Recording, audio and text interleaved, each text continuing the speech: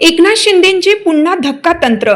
अल्पसंख्याक चेहऱ्याला परभणी हिंगोली विधान परिषदेची उमेदवारी. कोण आहेत सईद खान? परभणी हिंगोली स्थानिक स्वराज्य संस्था मतदारसंघाच्या विधान परिषद निवडणुकीसाठी उपमुख्यमंत्री एकनाथ शिंदे यांनी पुन्हा एकदा धक्का तंत्र वापरलं आहे. एकनाथ शिंदेंचे पुन्हा धक्का तंत्र. अल्पसंख्याक चेहऱ्याला परभणी हिंगोली विधान परिषदेची उमेदवारी. कोण आहेत सईद खान? परभणी हिंगोली स्थानिक स्वराज्य संस्था मतदारसंघाच्या विधान परिषद निवडणुकीसाठी उपमुख्यमंत्री एकनाथ शिंदे यांनी पुन्हा एकदा धक्कातंत्र वापरलं आहे. राजकीय वर्तुळातील सर्व अंदाज बाजूला सारत उपमुख्यमंत्र्यांनी अल्पसंख्याक समाजातील तरुण चेहरा सईद खान यांना उमेदवारी जाहीर केली आहे.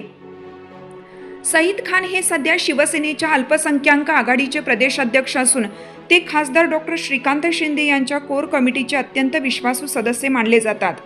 अल्पसंख्याक समाजाला सईद खान यांच्या उमेदवारीमुळे मराठवाड्यातील राजकीय समीकरणे वेगाने बदलण्याची शक्यता आहे.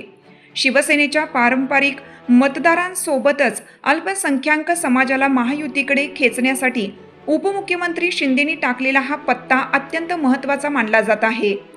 आगामी स्थानिक स्वराज्य संस्था आणि इतर निवडणुकांच्या पार्श्वभूमीवर उपमुख्यमंत्री शिंदे यांनी टाकलेली ही राजकीय खेळी चर्चेचा विषय ठरत आहे. कोण आहेत सईद खान? सईद खान हे गेल्या 15 वर्षापासून एकनाथ शिंदे यांचे अत्यंत कट्टर समर्थक म्हणून ओळखले जातात. 9 जुलै 2023 रोजी त्यांच्याकडे शिवसेना अल्पसंख्याक आघाडीच्या प्रदेशाध्यक्ष पदाची जबाबदारी सोपवण्यात आली. त्यानंतर त्यांनी मुंबईसह संपूर्ण महाराष्ट्रात विविध सामाजिक आणि राजकीय उपक्रम राबवून पक्ष मजबूत केला. त्यांच्या नेतृत्वात राज्यातील विविध नगरपालिका, महानगरपालिका आणि जिल्हा परिषदांमधील सुमारे 900 अल्पसंख्याक लोकप्रतिनिधींनी शिवसेनेत प्रवेश केला होता. निवडणुकीतील कामगिरी आणि पाथरी पॅटर्न. सईद खान यांनी 2024च्या विधानसभा निवडणुकीतील कामगिरी आणि पाथरी पॅटर्न. सईद खान यांनी 2024च्या विधानसभा निवडणुकीत रासपकडून निवडणूक लढवत तब्बल 55,000 मते घेतली होती. उपमुख्यमंत्री एकनाथ शिंदे आणि खासदार श्रीकांत शिंदे यांच्या माध्यमातून त्यांनी केंद्र व राज्य शासनाच्या विविध योजनांतून अल्पसंख्याक समाजासाठी तब्बल 5,600 कोटी रुपयांचा निधी उपलब्ध करून दिला. यात प्रामुख्याने शिष्यवृत्ती आणि अल्पसंख्याक विकास महामंडळाच्या निधीचा समावेश आहे.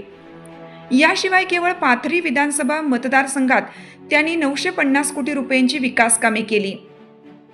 2025च्या नगरपरिषद निवडणुकीत त्यांनी पाथरी नगर परिषदेवर शिवसेनेची एकहाती सत्ता आणली.